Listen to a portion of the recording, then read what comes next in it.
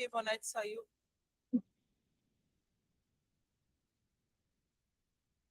Deixa eu colocar ela no grupo para ela voltar.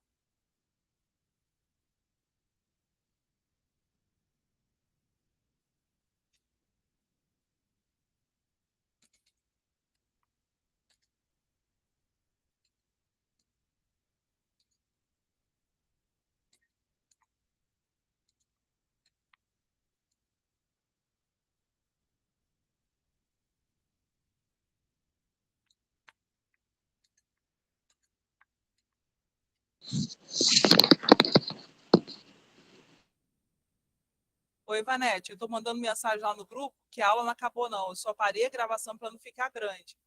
Mas continua a aula, tá?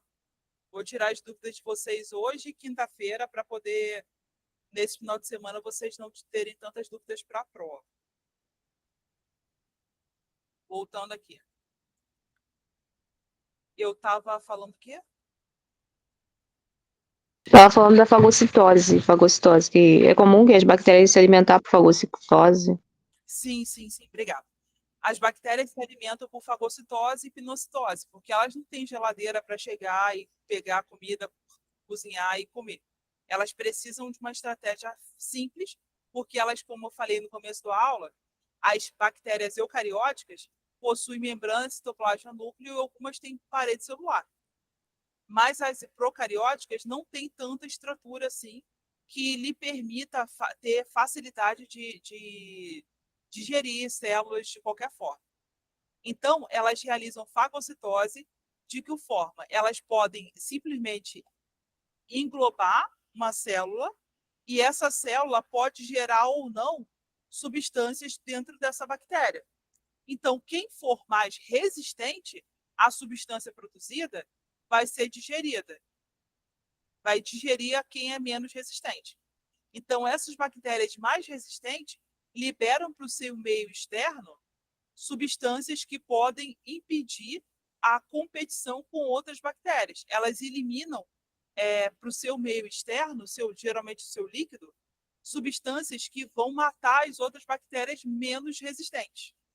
Então, nesse caso, as células bacterianas, por terem uma constituição rígida, necessitam fazer hidrólise de proteínas no meio externo, para depois absorver os aminoácidos e degradá-los.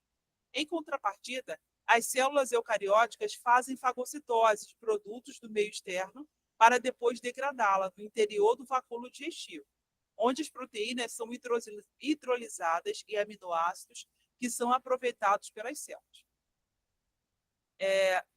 O que essa questão está querendo dizer? Está querendo dizer que se uma bactéria mais resistente liberar substância para o meio externo, ela vai competir. Isso vocês já fizeram a prática do agar leite? Como que é essa prática? Até agora eu só fiz da garrafa e essa a do pão, né, que é pra fazer o iogurte, e a outra da gram negativa, gram positivo, coloração de gram. Só esses três. Então vocês vão fazer depois da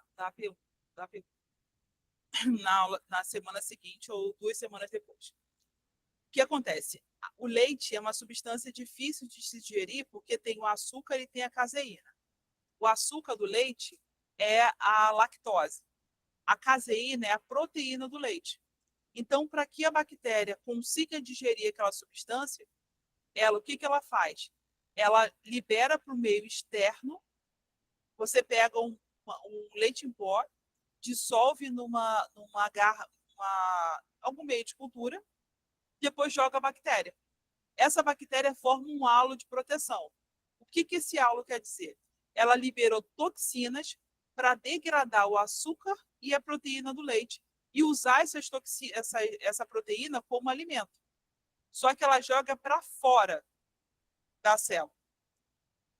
A própria pergunta está dizendo que células eucarióticas, absorvem a substância, digerem dentro dela e depois jogam para fora aquilo que não presta. Mas a bactéria primeiro tem que jogar para o seu meio externo a substância para degradar a substância e assim conseguir absorver os seus nutrientes. Deu para entender essa parte? Sim, sim. Essa é a grande principal diferença entre uma bactéria eucarionte, uma célula eucarionte e uma bactéria. A bactéria, ela não tem o maquinário celular necessário para degradar algumas substâncias. Então, ela precisa excretar substâncias proteolíticas, ou seja, que quebra a proteína para que ela possa, depois de quebrada, absorver as proteínas. Já as células eucarióticas, elas fazem fagocitose e dentro da célula ela já tem todo o maquinário necessário para quebrar aquela molécula em pedaços pequenos e aproveitar o que for necessário e o que não for necessário ela joga para fora da célula. Na aula 5, no conteúdo do complemento 2, você pode aprender detalhes sobre a diferença estrutural das células bacterianas. Sobre esse tema, responda as questões abaixo. Como os componentes químicos dos corantes usados no método de coloração de Gram se comportam em relação ao coeficiente de partição frente aos solventes da bactéria? Solvente água, óleo e etanol. Olha só, isso é importante saber. Nas bactérias contidas no esfregaço da lâmina, submetida à coloração, também ocorre igual fenômeno de partição de corantes. Quando o esfregaço corado é tratado com álcool, nas bactérias com parede celular espessa, de iodo para a rosalina, fica retido na membrana plasmática. Foi aquilo que eu expliquei ali em cima. As bactérias que possuem parede pouco espessa e ainda possuem a membrana lipídica externa, a parede fina de mureína, iodo para a rosalina vai atravessar a parede fina e se localizar preferencialmente na membrana externa. Ao se lavar com álcool, a lâmina que você colocou a bactéria, né, com o esfregaço corado, o iodo para a rosalina se transfere da membrana externa para o álcool e este consegue também atravessar a fina parede e arrastar o resquício de iodo para a rosalina presente na membrana plasmática. Com isso, ao lavar com água, o álcool é totalmente retirado, deixando a célula corada. Decorado. O que é isso? Descorado. É aquele exemplo que eu falei para vocês. A iodo para a rosalina é um composto formado pela interação entre cristal violeta e a gordura da membrana plasmática. Como o peptidoglicano tem 3 camadas, ele não deixa o álcool entrar na célula e tirar esse composto. Já na célula gram-negativa, não tem 3 camadas. Tem polissacarídeos, uma camada de mureína e uma camada de membrana plasmática. Isso facilita a entrada do álcool para dissolver esse iodo pararosalino para tirar esse álcool. E quando ele tira o álcool, a água interage com o álcool de que forma? A água interage com o álcool dissolvendo o corante, permitindo que a coloração de contraste, que no caso é cristal violeta não, fucsina, se fixe. Em função dessas diferenças estruturais, como podem se apresentar as bactérias após serem submetidas ao método de coloração Gram? É a mesma coisa da pergunta anterior. Naquelas com parede espessa, como o contato com álcool é muito rápido, esse não consegue atravessar a espessa barreira de iodo para a rosalina. Permanece dissolvido na membrana plasmática, dando a coloração roxa à célula. Uma coloração de contraste com corante vermelho. Peraí, caiu a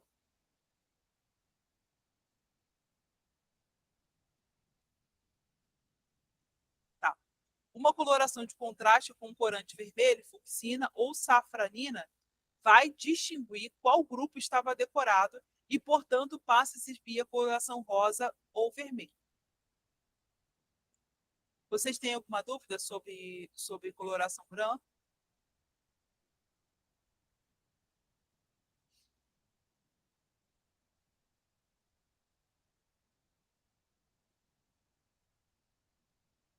Não, não, até agora não. Queria saber mais sobre esse coeficiente de repartição, sobre explicar essas coisas de... Ah, sim, peraí.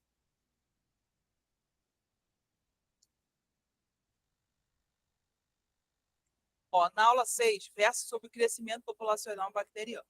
Sobre esse conteúdo, responde o seguinte pergunta. Considere numericamente que você tem uma população de bactérias duplicando-se por fissão binária, em função de tempo. Então, para quantificar a velocidade de reprodução bacteriana, tempo de geração, qual fórmula matemática você usaria para exprimir esse tipo de comportamento populacional? Essa fórmula aqui, ó, N1 igual a 2 vezes N0. N1 é a geração 1, 2 vezes é aquilo que você encontrou na primeira geração. N0, N1 é o número de cada geração. Primeiramente, temos que entender que é um tempo fixo para uma população de bactérias duplicar-se. Esse período se chama tempo de geração e é a nossa unidade de medida. A cada tempo de geração, a população dobra. Assim, se começarmos com um número de células N0, após uma geração teremos o número de bactérias N1, que é o dado pela expressão. Lembra que eu falei no começo que o tempo de geração é 30 minutos? Então, se a gente começar, se o nosso N0 for igual a 2, depois de 10 gerações, quantas células são formadas? Se a gente sabe que 2 a cada geração duplica a quantidade de células. Ó, N1 é 2. Quanto eu consigo de células a partir da 10ª geração? Faça um cálculo aí, por favor. Pode usar calculadora sem problema, agora, né? Porque na prova eu acho que não pode, não. Quais são os valores mesmo? Eu não lembro. N1 é 30, né? Não, N1 é 2. Cada geração dura 30 minutos. E são 10 gerações. Eu quero que você me diga quantas células foram formadas após 10 gerações. Esse N1 seria o 2, né? No 2. Isso. Que é igual. Aí o 2 de novo, né? Que já tá ali, né? 2 vezes N0. Esse N0 seria o quê? É a quantidade de gerações que a questão vai ser para você. Por exemplo, eu pedi para você calcular 10 gerações. Você vai colocar 2 vezes 2, 4, 4 vezes 2, 8, 8 vezes 2, 16, 16 vezes 2, 32, 32 vezes 2, 64, 64 vezes 2, 128, 128 vezes 2, 500, 300 e... Ai, de novo. 2 vezes 2, 4, 4 vezes 2, 8, 8 vezes 2, 16, 16 vezes 2, 32, 32 vezes 2, 64, 64 vezes 2, 128, 128 vezes 2 vai dar 8, 8, 16, vai dar... Ah, peraí, deixa eu pegar a caneta aqui para escrever. Ó, 2 vezes 2, 4,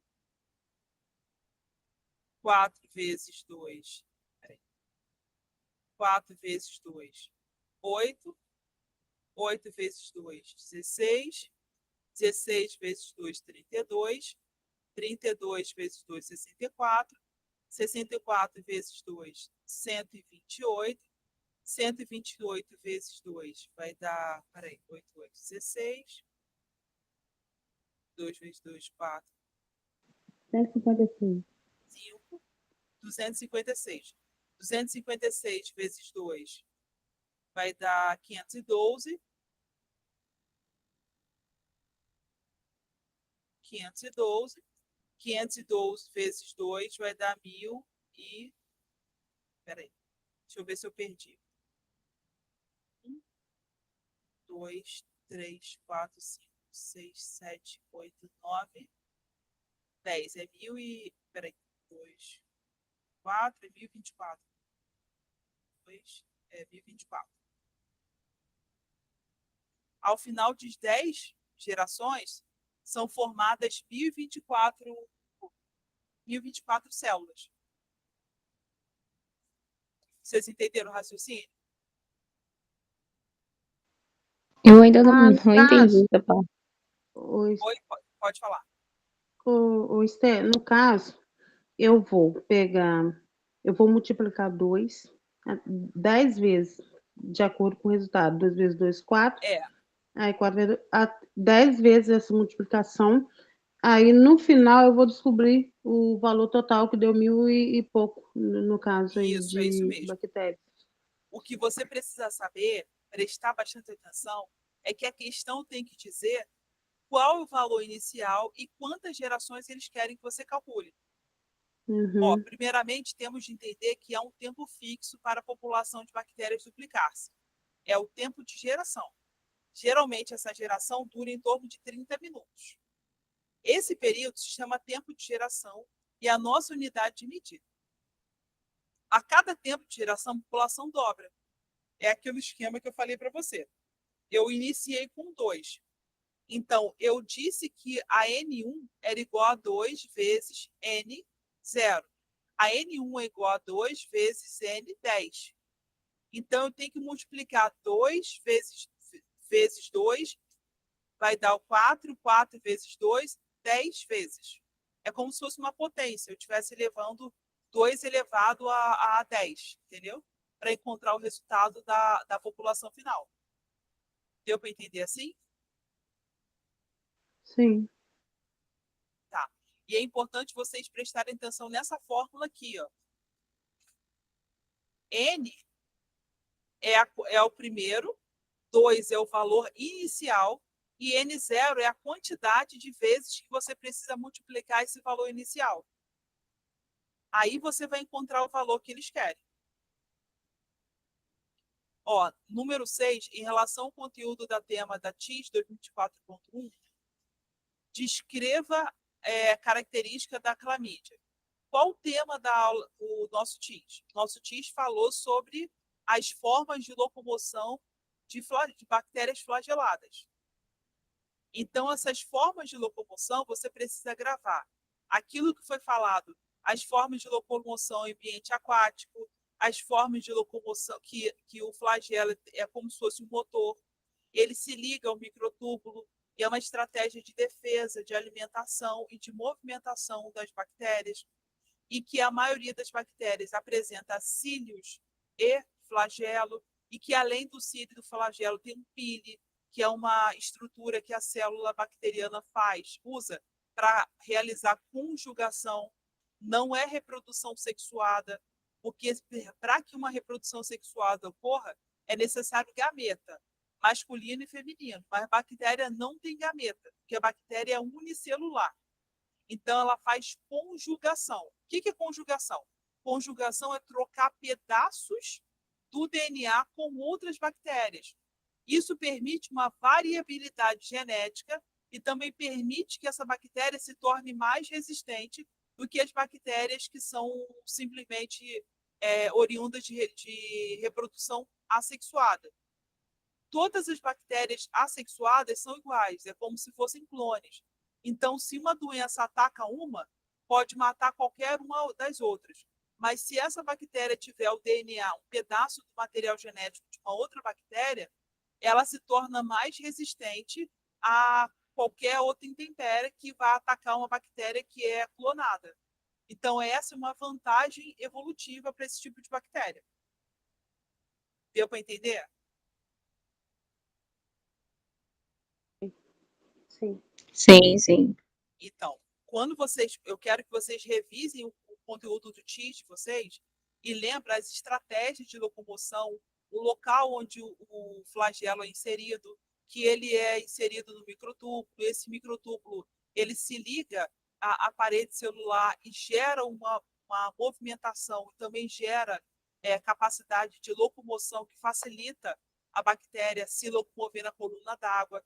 E as bactérias flageladas, elas são mais evoluídas, vamos dizer assim, do que as bactérias não flageladas, porque ela tem uma estratégia que facilita a fuga de predadores. E também com o flagelo, ela consegue se defender de algum predador. E ela também consegue se fixar dentro de algum hospedeiro, se ela quiser se fixar. O cílio também ajuda na locomoção. E é isso. Sobre o conteúdo da aula 11, do complemento 2, faça uma descrição sobre a figura 11.4, mostrada abaixo, que apresenta o resultado de uma experiência de lavagem de mãos em relação ao microbiota palmar na ponta dos dedos. Isso aí é quando eles cobram de vocês alguns conteúdos abordados em aula prática, o que eu acho muito interessante, porque você não perde seu tempo fazendo aula prática, aquilo ali vai servir para alguma coisa. A nossa mão tem uma série de reentrâncias.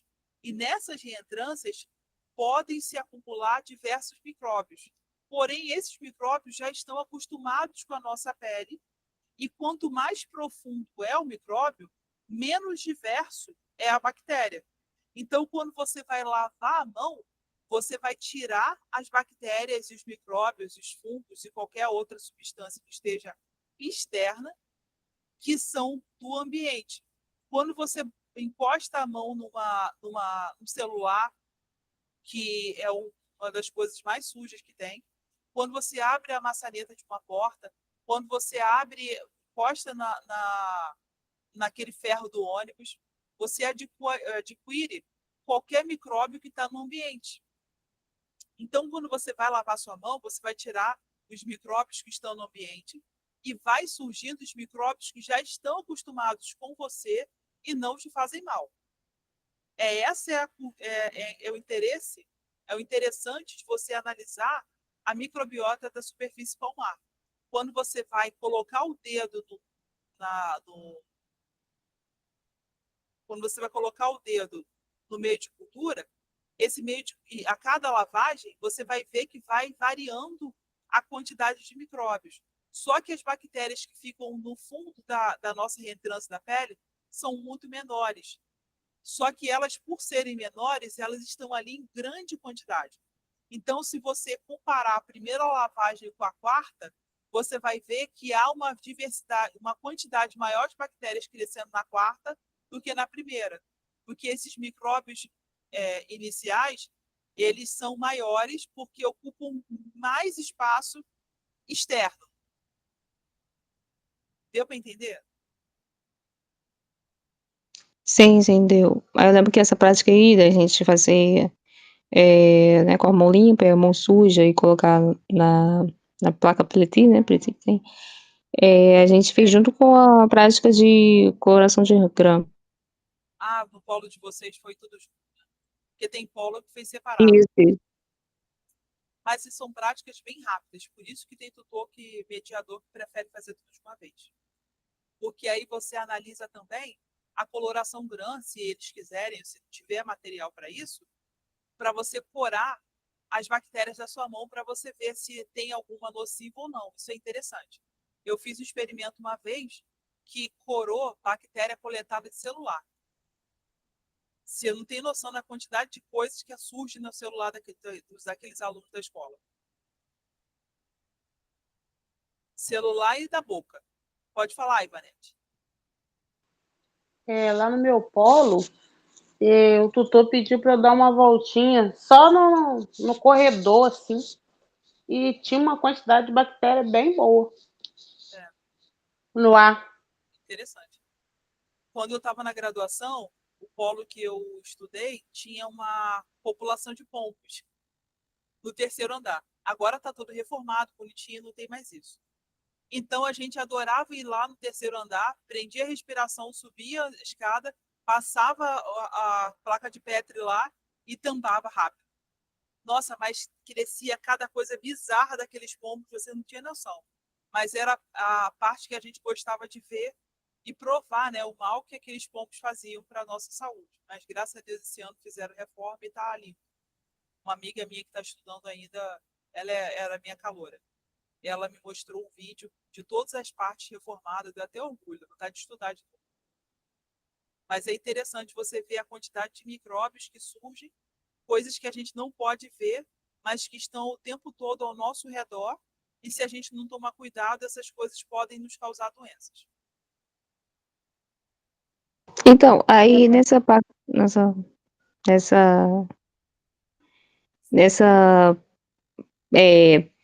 de Pellet, né? Essa placa de Pellet, é placa de Pellet, né, que se fala, né? Então, aí quando a gente colocou o nosso dedo, aí depois de um tempo surgiu, né, vários, né, micro-organismos, assim, que a gente pôde ver, né?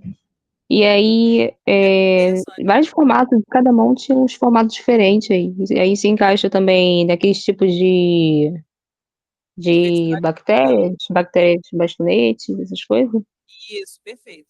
É que o que acontece? Nem sempre dá tempo de fazer isso. O ideal seria pegar uma amostra de cada uma daquelas colônias, dissolver em algum tipo de líquido, principalmente água peptonada, e pegar essa amostra e jogar em outra placa de Petri para que aquela bactéria cresça. Cada colônia tem que dar origem, você tem que dissolver e semear numa bactéria, numa placa nova. Normalmente se faz uma placa pequenininha, mas no polo vai de 90 ml, mas dá para fazer com placa de 30 ml, que é 3 vezes menos. Dá para fazer cada colônia semear numa placa pequena. No laboratório a gente fazia isso. Então você consegue ver a diferença entre os micróbios que crescem em cada uma daquelas colônias e estudar para ver, né, onde que a pessoa bota a mão. Mas isso é bem constrangedor, é por isso que o pessoal do polo prefere não fazer isso, para não expor ninguém ao ridículo, para saber onde que eles botam a mão. Em um dos temas apresentados na aula 11, no complemento 3, o foco abordado foi a presença de micróbios bioluminescentes associados ao ambiente marinho. Sobre esse tema, apresente um esquema do metabolismo bacteriano responsável pela geração de luz, citando o nome de todos os produtos envolvidos. É o que eu falei para você, Natália. Essa reação aqui, ó, oxigênio mais luciferina, reage com a enzima luciferase, formando oxiluciferina mais luz.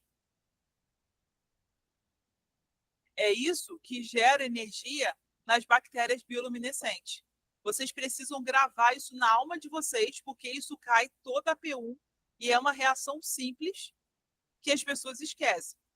Luciferina mais oxigênio reage com luciferase. Luciferase é enzima, tem que destacar aqui, ó, a enzima. Aqui está preto e essa cor aqui provavelmente é vermelha. Mas como eles usaram uma cor preto e branco, não dá para ver muito contraste. Mas o luciferase é uma enzima que reage com luciferina mais oxigênio, formando oxiluciferina. Essa reação, esse produto aqui formado gera energia. Essa energia é tão forte que já tem lanternas não, mas abajur feito com bactéria bioluminescente. Vocês acreditam nisso? E não usa R$1. Nossa. Muito legal. E não gasta R$1 de luz. É só a bactéria. O que você tem que fazer? A bactéria, ela precisa ser agitada. Ela precisa ter um estresse. Então, esse abajur, você gira ele algumas vezes, agita a bactéria e ela acaba realizando essa reação, gerando luz. E é bem legal, uma luz fluorescente, sabe? Aquela esverdeada. É muito interessante. Não gasta R$1 de luz e fica lá iluminando o seu quarto, enfeitando o seu quarto. Depois eu vou mandar um modelo desse para vocês lá no grupo, para vocês verem, para vocês não esquecerem. Olha só. Tá bom. Essa aqui é a reação em bastão, representando todos os elementos químicos. Luciferina, luciferase, magnésio, mais ATP, mais oxigênio, formando AMP, PPIH, hidrogênio. O que é AMP? ATP são 3 fosfatos. Depois que você perde 2 fosfatos para gerar energia, você fica com AMP, que é a adenosina monofosfato. Olha só, AMP mais PPI. Esse PPI são 2 fosfatos que saíram do ATP mais hidrogênio, que já estava naquele meio para acelerar a reação, formando oxoluciferina, ou seja, o fóton, que é a luz. Deu para entender essa parte? Vocês querem que eu dê outro exemplo? Deu. Eu, assim, não entendi muito. Pode dar um outro exemplo, assim, mas que dê Posso pra sim. entender. Olha só, lembra que eu falei com vocês sobre a bioluminescência em peixes? Sim, sim. O que tem? Qual a composição da água? Composição química da água. Que é o H2O, né? Perfeito. Hidrogênio mais 2 oxigênio. Isso, perfeito. Então, olha essa parte aqui, essa reação. Deixa eu diminuir um pouco, porque eu acho que está muito grande, não dá para ver. Olha as duas reações. Aqui a reação de cima, essa aqui, ó, tá mais complexa, tá mais fácil de entender. Já essa reação aqui, ó, a 2, está um pouco mais detalhada, mas é um pouco difícil de entender. Preste atenção na reação 1. Luciferina é uma substância encontrada na bactéria que gera energia, só que ela precisa do oxigênio e da enzima luciferase. O oxigênio encontra na água ou no ar. Então, essa luciferina reage com o oxigênio da água ou do ar, formando oxiluciferina e mais luz. Olha nessa reação abaixo. Luciferina, que é um composto químico, reage com luciferase, magnésio 2, ATP e oxigênio. Esse magnésio 2 e essa luciferase é resultante do metabolismo da bactéria.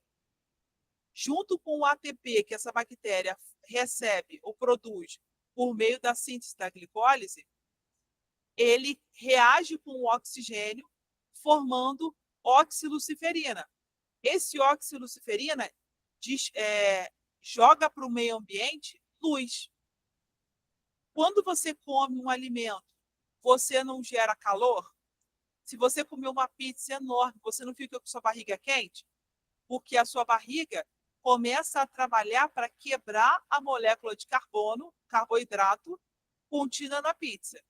Só que, com o passar do tempo, você tem que eliminar essa toxina na forma de fezes ou de gases. Esses gases equivalem à oxiluciferina. É como se a oxiluciferina fossem os gases da bactéria. Só que esses gases geram luz. É um gás que gera luz. Deu para entender mais ou menos? Sim, deu sim. Agora vocês precisam gravar a reação. Luciferina mais oxigênio reage na presença de luciferase, formando oxiluciferina mais luz. Você pode colocar fóton também, porque fóton é luz. É uma forma de manifestação da luz. Número 9. Vocês querem que eu volte e explique de mais alguma forma ou posso passar para 9? Pode passar para o próximo. Tá bom. De acordo com o conteúdo da aula 13, do complemento 4, descreva a fórmula da reação química que demonstra o processo de fermentação da glicose pela levedura para a produção de etanol. Essa reação aqui é muito importante porque ela é decorrente da glicólise. Todos os seres vivos realizam, que a gente conhece até hoje, realizam carboidrato. Por quê? O carboidrato, além de fazer parte da composição física de todos os seres vivos, ele, ao ser quebrado, gera uma quantidade muito grande de energia. Então, as leveduras, elas precisam desse carboidrato e elas não realizam, elas não são seres complexos.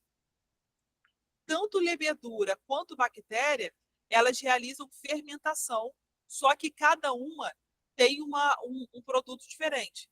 A levedura produz álcool e a bactéria acética produz ácido acético. Olha só, a fermentação da glicose pela levedura para a produção de etanol é representada pela equação química da fermentação alcoólica. Olha, primeiro a molécula de glicose, que é essa aqui, C6H12O6, reage formando duas moléculas de C2H5OH, que é o etanol, mais 2CO2, dióxido de carbono. Na verdade, o piruvato ele é formado após a glicólise, só que o oxipiruvato ele devolve oxigênio, ele dá essa composição aqui, ó, para não é descarboxilar, não. É descarboxilar. Ele tira essa matéria aqui para o meio ambiente. Isso aqui faz a fermentação, essa aqui faz a fermentação, isso não serve para nada. Só que, por exemplo, quando você está fazendo pão, já fizeram o experimento do pão? É, que eu fiz foi do Sim, iogurte. Tá, é assim. então, quando você está fazendo pão, dá um cheirinho de álcool, porque a levedura ela pega o carboidrato e o açúcar que está envolvido na massa, ela libera para a massa essa composição aqui, que é álcool, que é um gás. Então, ele evapora. E essa parte aqui ó, fica presa na massa, que gera aquelas bolhas que deixa a massa fofinha. Isso aqui é importante para ajudar o nosso corpo a digerir melhor aquele carboidrato. Eu vou colocar um esquema lá no grupo daqui a pouco que facilita vocês de entenderem como é que funciona esse processo. É uma reação. É na TIS da Ivonete tem.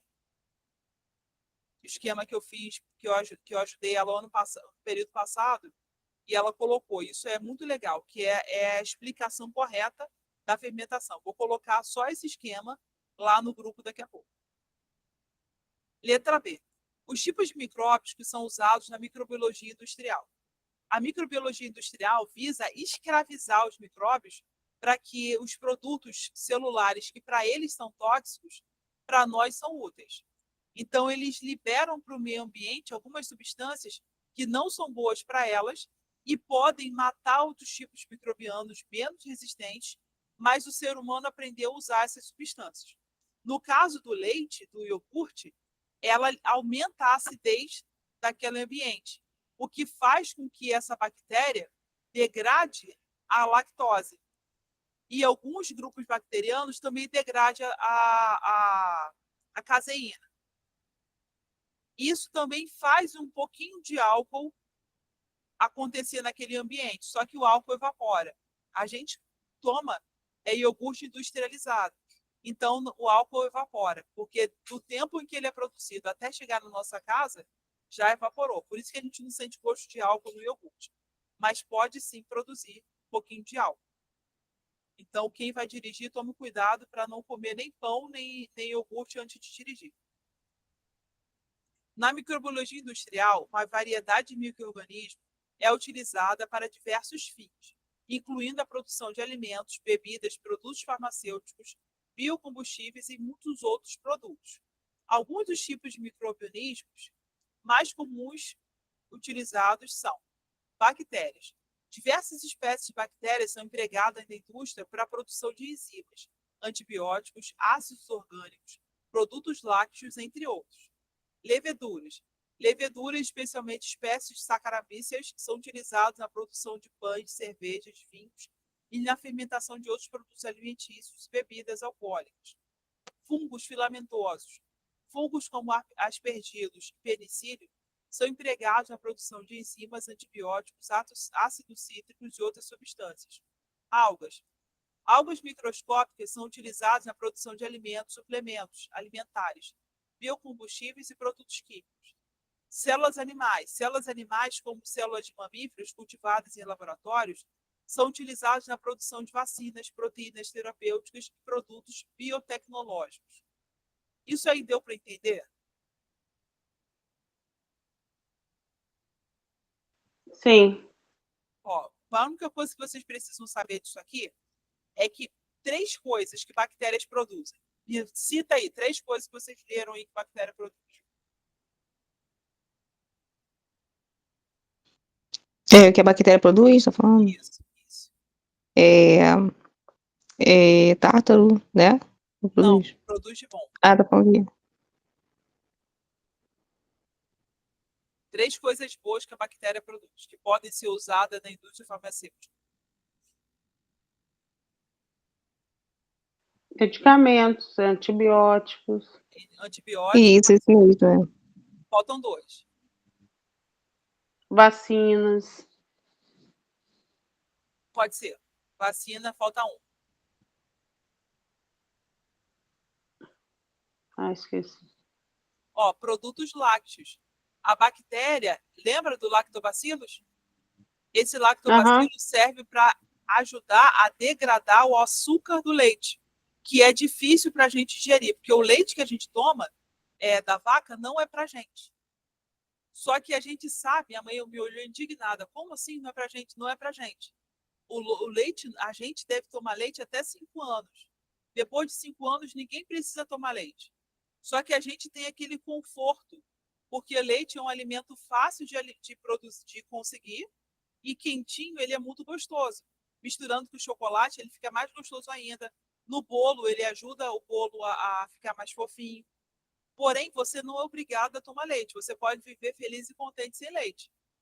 Mas depois de 5 anos. Por quê? Todos os nutrientes necessários que o leite tem, você encontra consumindo frutas, legumes, verduras, entendeu? Porém, a gente tem aquele conforto emocional de tomar o leite. Então, para a pessoa que tem problemas digestivos, por exemplo, tomar leite com iogurte, tomar iogurte ou até aquele leite fermentado ajuda na digestão e ajuda no sistema imunológico. Por isso que é importante tomar algum produto lácteo que já tenha passado por algum processo bacteriano, porque já fica mais fácil de digerir. E também a bactéria produz a lactase, que é uma substância que ajuda o nosso corpo a digerir a lactose do leite quando a pessoa não tem ela naturalmente. Agora, cita para mim 3 benefícios de leveduras. 3 coisas que as leveduras podem fazer de bom para a nossa vida. O que é levedura mesmo? Eu não lembro agora. No caso do alimento? Pode ser. São fungos. Tá, vinhos, as coisas, pães. Não, o vinho é feito por bactérias. Mas o pão é feito por levedura. Muito bem. Falou? Faltam 2. No caso aí, seria... são os carboidratos, né? Essas massas. Isso, olha só, uma coisa que é importante, cerveja é feita de um jeito e vinho é feito de outro. A cerveja é feita com levedura. O vinho é feito com bactéria. Você pode citar pão, eu acabei de falar cerveja, e tem outra coisa também, que a gente usou muito no pico da pandemia.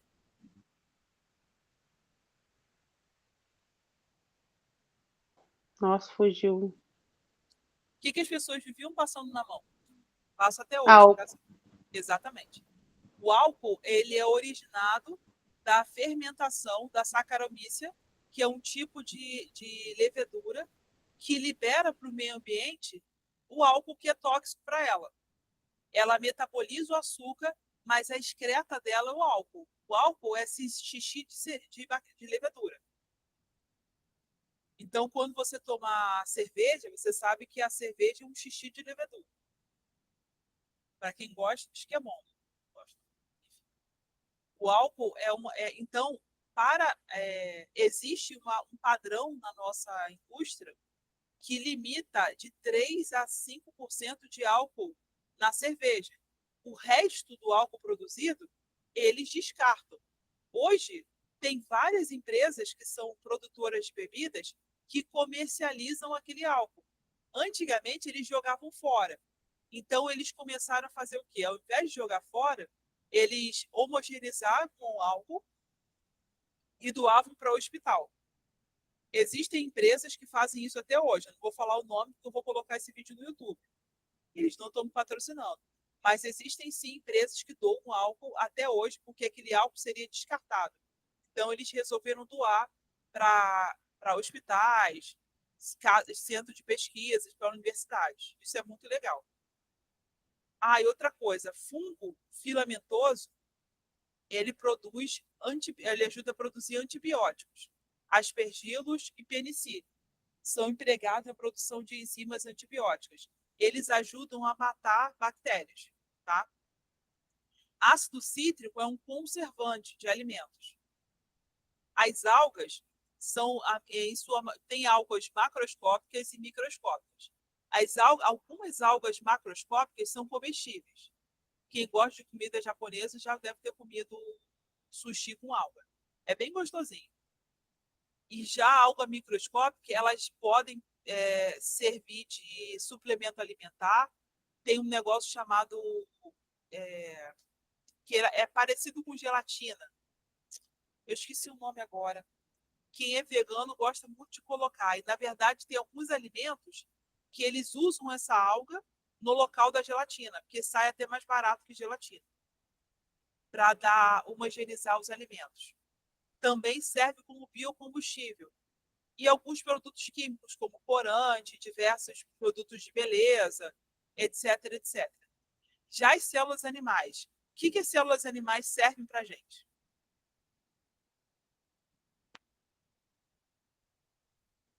O que é que ela produz, no caso? O que ela faz para a gente? Nosso benefício. No caso aí, são as vacinas? Também, vacina, muito bem. Falta duas coisas.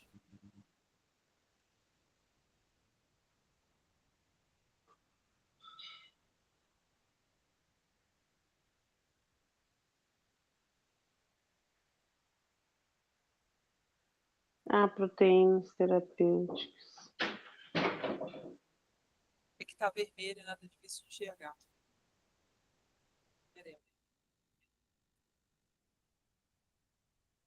Cerveja LXX de levedura, isso mesmo.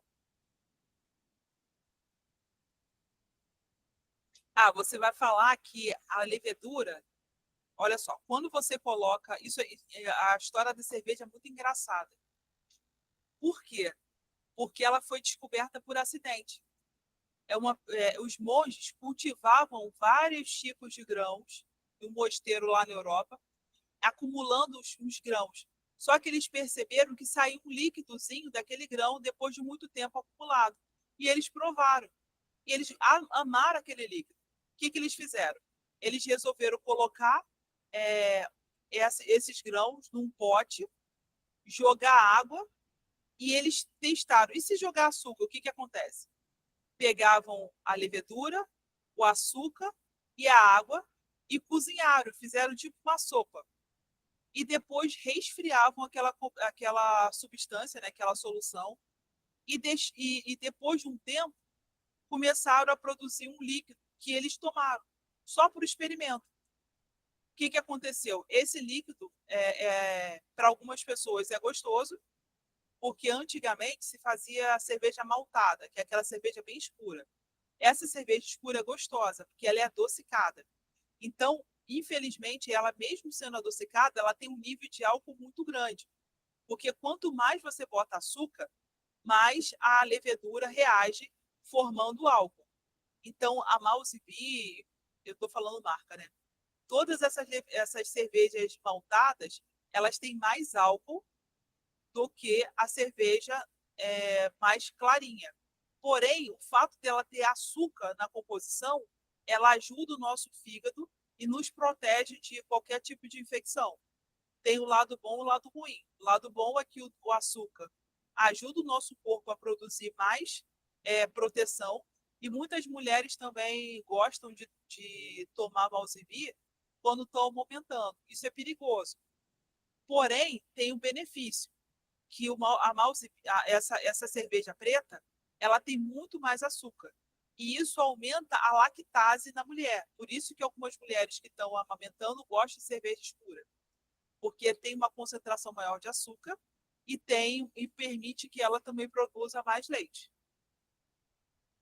Mas você pode explicar que quando você coloca açúcar na levedura, a levedura absorve o açúcar, quebra ele em moléculas bem pequenas e libera para o ambiente o álcool, que não serve para ela, mas para algumas pessoas é gostoso.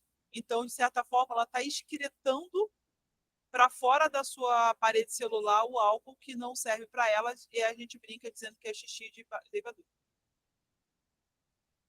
Por meio da aula 14 do complemento 3, você tomou conhecimento dos micróbios da classe das arqueias. De acordo com o tema estudado, responda ao solicitado dos itens A e B a seguir. Descreva uma característica de um ambiente onde pode ser encontrada a presença de micróbios da classe Archaea. Nada.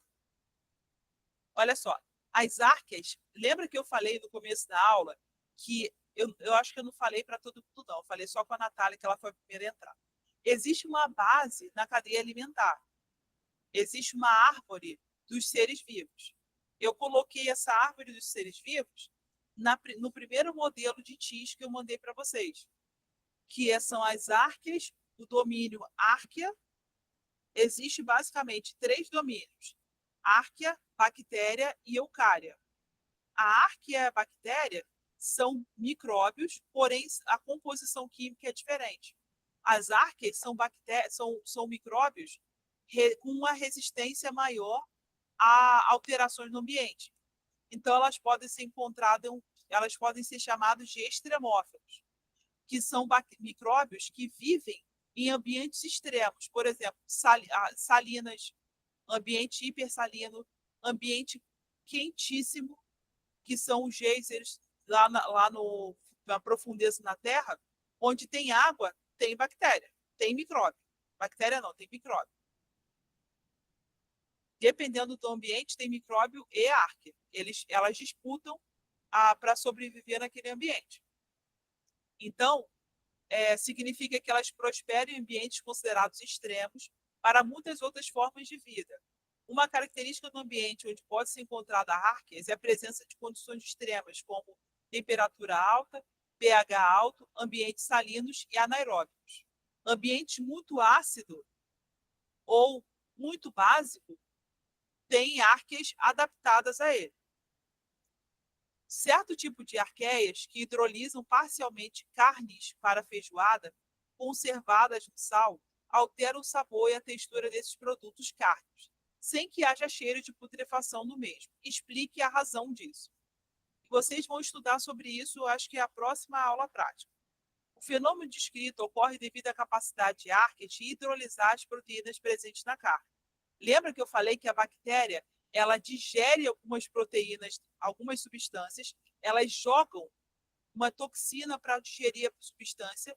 Depois que essa substância estiver totalmente digerida, ela absorve os pedacinhos fazendo fagocitose. Então, as arqueias são micróbios capazes de sobreviver em ambientes externos, como as de alta salinidade. E muitas delas possuem enzimas proteolíticas, ou seja, enzimas que quebram a proteína em seus componentes constituídos em aminoácidos. A proteína quebradinha forma aminoácido. Então, essa bactéria faz o quê? Quando ela tem uma bactéria chamada, ela produz putrefina, que é uma reação,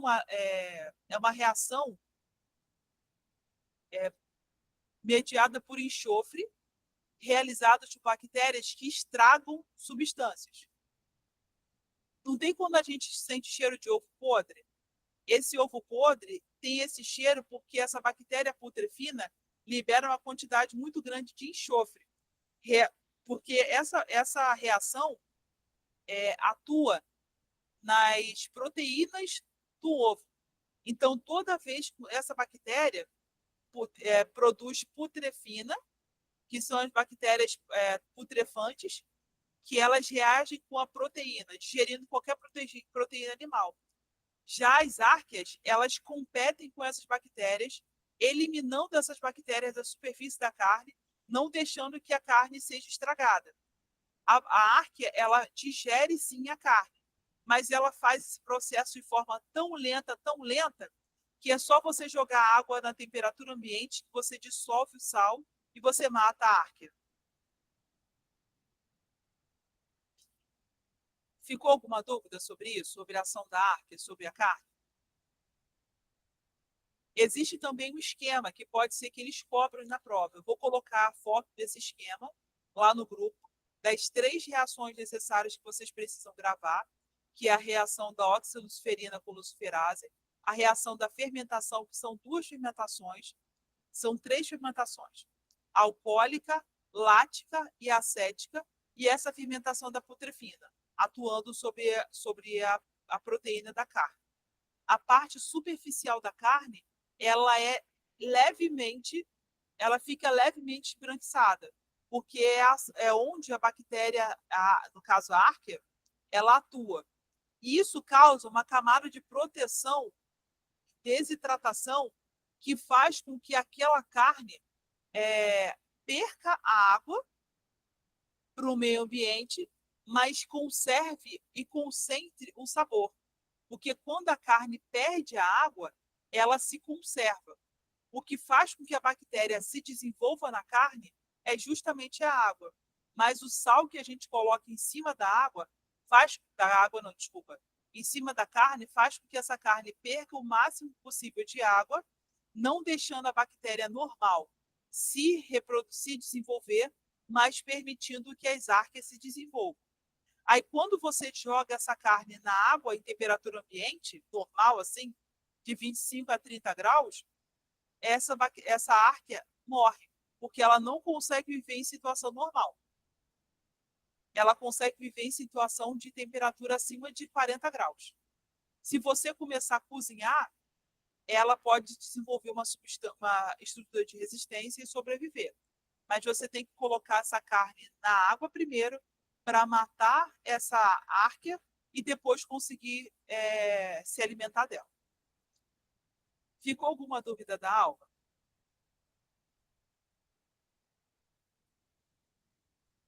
Não, até agora não, não.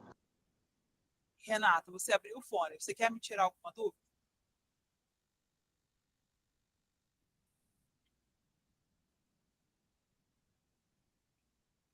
Quer perguntar alguma coisa? Quer que eu volte a um tema?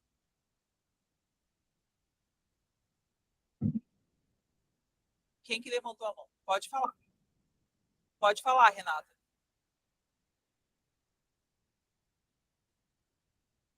Ó, se você não conseguir falar com áudio, pode digitar no chat que eu estou lendo agora. Então, eu estou ouvindo. Você levantou a mão para falar. Pode falar.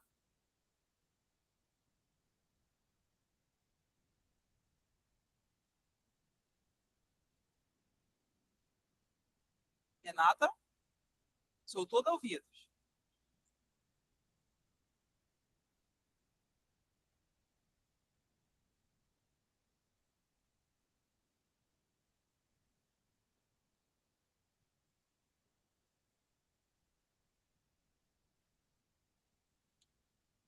Renata, pode falar.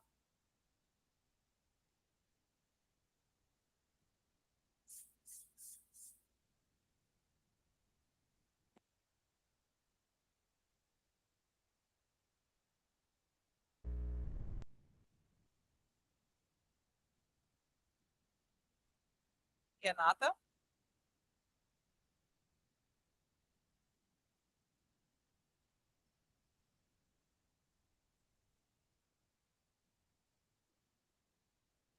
ué, o que que eu... Perfeito, é por isso mesmo. Tem que descongelar a carne para depois cozinhar, porque se você não cozinha, se você cozinhar ela, primeiro você precisa matar a bactéria, ela se adapta também a ambientes congelados. Então você precisa tirar ela da condição que ela já está acostumada. Isso faz com que haja uma explosão do protoplasma dela. Ah, desculpa, Regina, eu estou falando Renata, por isso que você não está respondendo. Desculpa, tá? É isso mesmo. Ela precisa o alimento precisa descongelar para depois você cozinhar. Alguns alimentos você consegue congelar depois de cozido. Então, quando você congela depois de cozido, a chance de desenvolver micróbios é bem menor. Tipo nugget. Nugget você frita ele rapidinho e depois congela. Aí, quando você vai cozinhar ele de novo, você vai só aquecer, porque ele já está frito. A mesma coisa acontece com batata. Algumas batatas são fritas na hora que você rala, corta ela e você frita. Mas algumas são feitas por meio da massa. Isso conserva o alimento. Você pré-frita não, desculpa, a batata, depois congela. Isso é uma estratégia de você garantir que não haja crescimento de micróbios naquele alimento. Você faz dois processos de conservação. Cozinha e depois congela. Mas para comer, você pode, nesse caso, você pode cozinhar direto. Mas quando o alimento está cru, pode falar. Regina e Ivanete. Então, nesse caso, vamos supor um frango congelado. Eu vou Aham. descongelar ele no micro-ondas. Qual a relação aí no caso? Relacionada à bactéria aí? Gostei da pergunta. O micro-ondas, ele aquece as moléculas de água que estão no alimento. Então, se houver uma bactéria no seu frango enquanto você está descongelando, ao final do processo de descongelamento, provavelmente ela morreu. Porque, Ah, sim. porque todas as moléculas de água daquele frango se agitam loucamente até estourar. E a bactéria precisa de da água para sobreviver. Fala, Regina.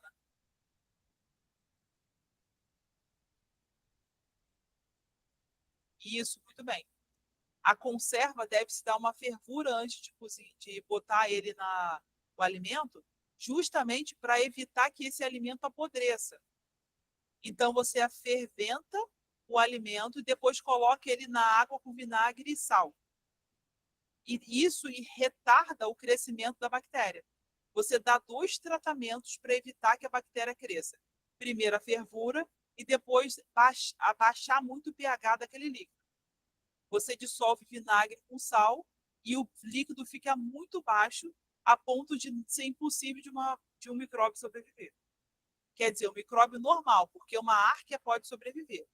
E outra coisa também, se você não der uma pré-fervura, pode permitir que aquele líquido haja bactéria botulismo, que é uma bactéria que libera uma toxina que pode enrijecer todos os seus músculos, dá um problema no coração, no pulmão, nas pernas, dá vários problemas. Por isso que é necessário ferver primeiro para depois colocar na conserva. Porque se você colocar somente na conserva, pode desenvolver, além de fungo, essa bactéria que causa botulismo e é perigosa para a saúde. Mais alguma dúvida, meninas? Não, tardígrado é um ser vivo bem pequenininho. É um animal. Não, não. Você fez uma pergunta muito boa sobre tardígrado. Tardígrado é um animal. Ele tem vários sistemas no corpo, mas ele é um animal muito pequeno. Ele tem até perninhas e pezinho. Ele não enxerga, mas ele tem uma estrutura que parece um olho. Mas ele não é uma bactéria, não. Ele é um animal microscópico. Ele tem os sistemas do corpo dele diferenciados. Peraí, tem outra pergunta que ela fez? Então, uma árquea é um micróbio, mas não é uma bactéria. Uma bactéria é um ser diferente de uma árquea. Antigamente, quando você não sabe o que está contaminando aquele ambiente, você tem que falar que tudo é micróbio. Porque todas as formas de vida microscópicas podem ser chamadas de micróbio. Mas micro-organismo é um tardígrado, que é um animal pequeno, complexo, mas a tamanho bem pequeno. Uma bactéria pode ser chamada de micro-organismo, mas uma árquea não pode ser chamada de uma bactéria. Um vírus não pode ser chamado de micro-organismo, pode ser chamado de micróbio, porque o vírus ele tem uma seletividade metabólica dela. Ele é um ser ametabólico, ou seja, o metabolismo dele só é ativado dentro do corpo de um outro micróbio ou de uma outra célula, porque o vírus ele preda também as células de todos os tipos. Inclusive há vírus que são especializados em predar bactérias, mas ele não pode ser considerado Então, micróbio. Fala. pode Pode explicar falar. de novo sobre a diferença, né, de micróbios, micro-organismo, bactéria, essas coisas. Eu achava que para mim é tudo uma coisa, né? Micróbio é uma coisa que bactéria, mas Não, não, não. tem essa diferença. Tem diferença. Micróbio é qualquer ser vivo, independente da espécie. Uma levedura, uma bactéria, uma árquea é um micróbio. Agora, o micro-organismo Por exemplo, um fungo é um micro-organismo, uma bactéria é um micro-organismo, a arquia é um micro-organismo, só que bactéria e arquia são seres diferentes. Já um vírus pode ser chamado de micróbio, mas não pode ser chamado de micro-organismo. É um ser complexo. Você pode chamar, mas os seres procariontes, exatamente, Regina, o vírus não vive sozinho, ele precisa de uma célula para se reproduzir. Então, os seres eucariontes podem ser chamados de micro-organismos. Agora, os seres procariontes têm que ser chamados todos de micróbios. Porque lembra que eu falei que o micróbio é um ser, uma bactéria, uma arquia, é um ser que tem parede celular, membrana plasmática, citoplasma e não tem núcleo. Então, não tem divisão de função. Já um micróbio, micro-organismo, que é um ser eucarionte, tem várias organelas. Cada organela tem uma função diferente. Então, nesse caso, ele é um organismo. Deu para entender? Micro-organismo quando ele é bem menor, né, no caso, né, e organismo... Micro-organismo é célula eucarionte. Micróbio é célula procarionte. Por quê? Porque micro-organismo tem várias funções que as organelas desenvolvem. Mas o micróbio não tem muitas funções. Então, é um ser menos evoluído. Deu para entender? Sim, sim. Meninas, então ficamos por aqui. Se vocês tiverem alguma dúvida, vocês colocam lá no grupo que eu vou responder aos poucos. Daqui a pouquinho, quando eu encerrar a aula, já vou colocar as 3 reações que eu prometi lá para vocês saberem gabaritar essa prova, tá bom? Boa prova para vocês e na quinta-feira a gente vai ter aula de novo, tá? Obrigada, Esther. Aula Nada. boa, muito boa. Boa noite. Pode enviar depois esse vídeo para eu poder estudar? Envio sim, com certeza. Tá bom, obrigada, hein? Tchau, tchau. Eu só estou esperando. Tchau, tchau. Tchau.